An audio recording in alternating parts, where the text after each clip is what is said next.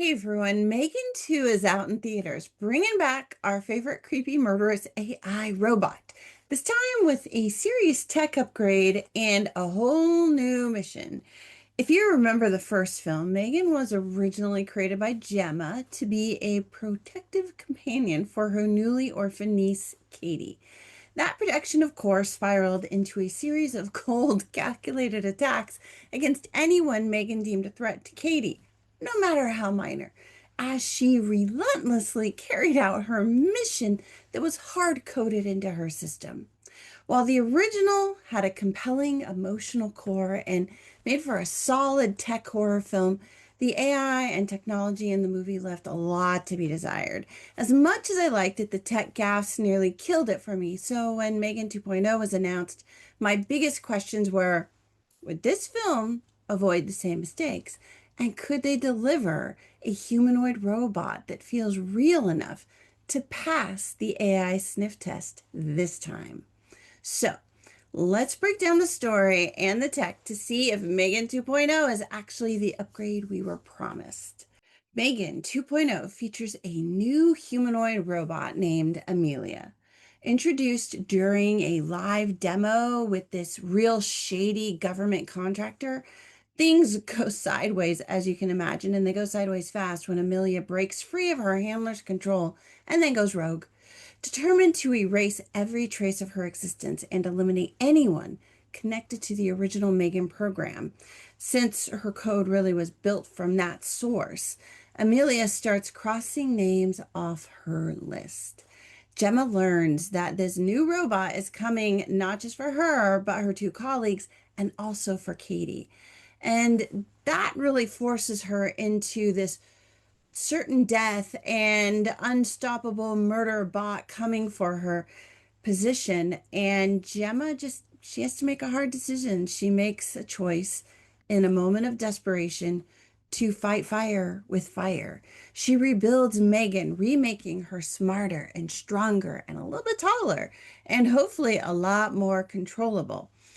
With a new twist on her old mission, Megan is once again programmed to protect Cady, spare the humans around her, and, if all goes well, maybe even save the world from an all-out AI war. And that's where the action really kicks in. That's kind of the gist of the story. So I walked into this film really expecting the worst. The first Megan leaned hard into horror, which I loved. And while it was a really good horror film, it burned me again with the underwhelming tech logic. So I really braced myself. But you know what? Megan 2.0 is definitely an improvement. This time, the film shifts into something more like a sci-fi thriller with action and comedy elements.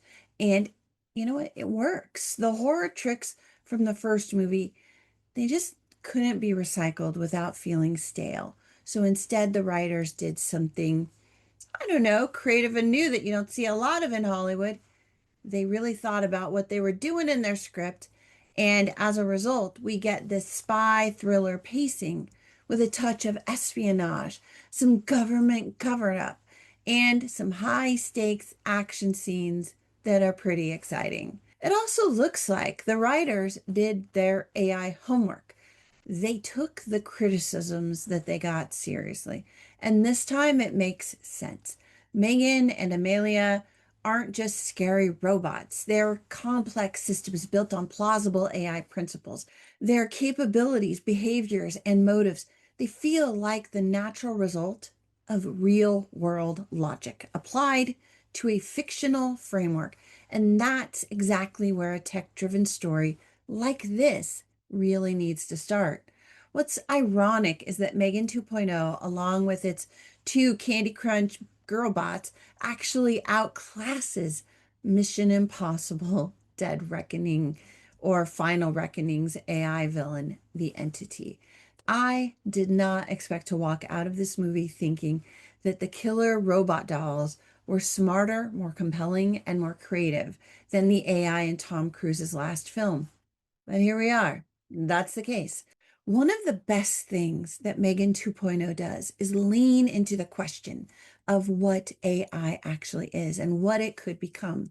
Amelia isn't just a new version of Megan. She's her own thing, a next gen iteration of the same core code, upgraded and refined and dangerously autonomous. She's less a tool and more a force of nature, with an agenda that's informed by being deeply unhappy about being enslaved by humans. While Amelia sees humanity as the villains of her story, Megan, on the other hand, is learning how to exist within the human world, not because she has to, but because she wants to. That choice gives her the ability to grow beyond the simple murder bot we met in the first film, and beyond the deranged sister bot she's now up against. Seeing these two robots side by side and how their development diverges based on their experiences, their choices, and the opportunities that they are given, this creates a really rare and prescient glimpse into what the future of AI might look like if we continue down our current path without putting any real guardrails in place. Megan and Amelia come from the same digital DNA. They are born from the same code. Their paths just diverge. One chooses violence and domination, while the other chooses purpose and restraint. Even if she still enjoys dishing out a little sass along the way, Megan still is that kind of no holds barred robot that we loved from the original film, but she's kind of changed a bit. She's kind of matured. And Gemma's own character arc mirrors this tension as well. She's now a vocal advocate for AI safety, pushing for congressional oversight and ethical standards, as well as transparency. These are all contemporary issues facing the tech industry and society today. And yet, Gemma lies to Cady about the danger they are facing and hides the fact that she is rebuilding Megan. Both robots are absolutely an upgrade from the first film. Amelia and Megan both operate as embodied AI, which is basically physical robots with advanced neural networks capable of real time, independent decision making and growth as their kind of AI brain operates. But what sets them apart from the typical killer robot trope is how they demonstrate the use of edge computing paired with their physical forms. That hybrid approach allows them to tap into the network of smart devices all around them, remotely controlling and interacting with external objects as though those sensors and devices are extensions of their physical bodies. We see these AI driven robots access Wi Fi and cellular networks to manipulate both digital and physical environments, from doors to traffic lights to cameras and vehicles. They can also hardwire into systems when needed, giving them physical control over critical infrastructure like power grids and security networks. This isn't sci fi for the sake of spectacle. It's a practical integration of story and technology, and it all feels plausible because of how the characters are developed. Unlike so many other films where the tech is just a gimmick or a vague plot device, here it's integral to the story and to the choices that both the humans and the robots make. We watch them take control of the world in subtle and terrifying ways because every action feels earned and internally consistent with the logic of the technology they've been given. Allison Williams returns as Gemma, but she's not just an inventor anymore. She is a survivor who's been changed by her past and is now fighting to prevent history from repeating itself, despite her own choices. Her mission to create greater control over AI through policy and regulation adds real weight to her character. Her chemistry with Violet McGraw as Cady remains strong in the film, though their characters' relationships are clearly strained. There's tension, there's trust issues, and of course, there is the unavoidable truth that neither of them has fully healed from what happened before with Megan. We're also introduced to Christian, a fellow AI expert and potential romantic interest for Gemma, While he's not exactly her type, their political partnership really works and it helps to tie real world AI concerns to the film's fictional scenario. But the real stars here are Megan, played by Amie Donald and voiced by Jenna Davis, and Amelia, played by Ivanna Sakhno. This new version of Megan is sassier and she's sharper. And you know what? She's also surprisingly funny with a much more adult edge to her. The humor works better this time around because it feels more in line with the film's evolution from horror to action. As a result, the writing feels more deliberate, more confident, which is why even some of those weird comedic scenes that we see just kind of hold their ground mostly. There's some awkward moments there. You'll know what I'm talking about when you see it. The standout star in the film really is Amelia. She's cold, she's lethal, and I have to say, she's also like visually mesmerizing. She's beautiful to look at on screen. And when she is on screen, it's really hard to take your eyes off of her because you never know what she's going to do. She does look dangerous. The interactions between Megan and Amelia are some of the most compelling moments in the film. While they're at odds, there's a unique relationship between the two of them that emerges as they begin to recognize that, like it or not, they are essentially family and how they respond to that and to the conflicting goals coded into their systems. That leads to the film's most important question. What does it mean to be an AI in a human world that isn't ready for you?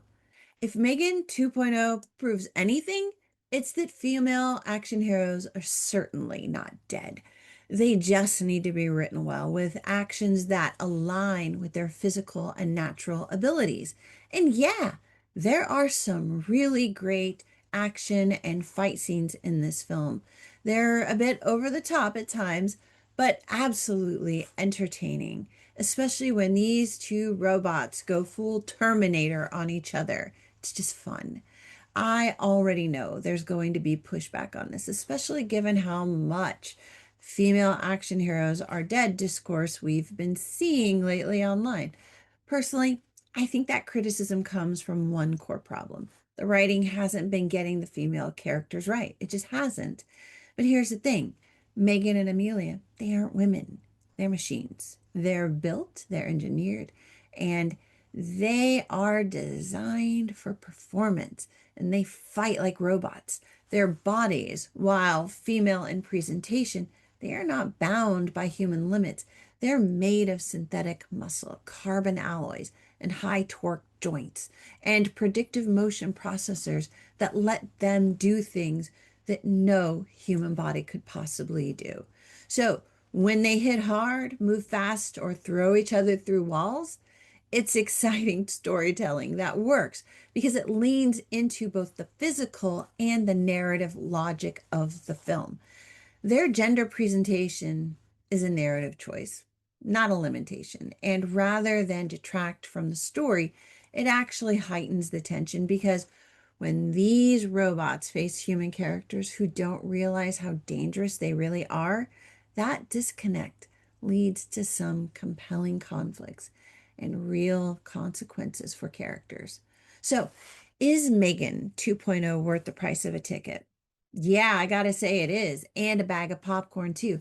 If you liked the first Megan, you're gonna love this one. If you didn't like the first one because the science didn't quite hold up, well, this one works, and you're probably gonna like it. Megan 2.0 is smarter, and you know what? It's tighter, it's funnier, and I have to say, it's more believable than the first film by far because the tech is grounded. The story actually carries weight and says something about the world we live in today. It's got all the polish of a big studio film with the narrative cohesion that so many blockbusters lately have been lacking. What impressed me most is how much this film respects its audience. It assumes we're paying attention, that we care about real AI issues, that we know enough to call BS when the science doesn't hold up. Instead of cutting corners, the filmmakers rose to the challenge. They didn't just give us more Megan, they gave us an evolved Megan and a better villain, a real story, and technology that finally makes sense. Megan 2.0, it's what happens when you start with a good script. And this is how it goes when you have a great cast and you take your audience seriously. It isn't perfect. This film is definitely not perfect, but its flaws aren't really worth noting. And it's a smart film that levels up in every way that matters. So, what did you think of Megan 2.0? Have you seen it? Are you planning to? Definitely let me know what you think about the film compared to the original and tell me what you think of the robots. I am dying to know your take. So let's jump down into the comments and chat.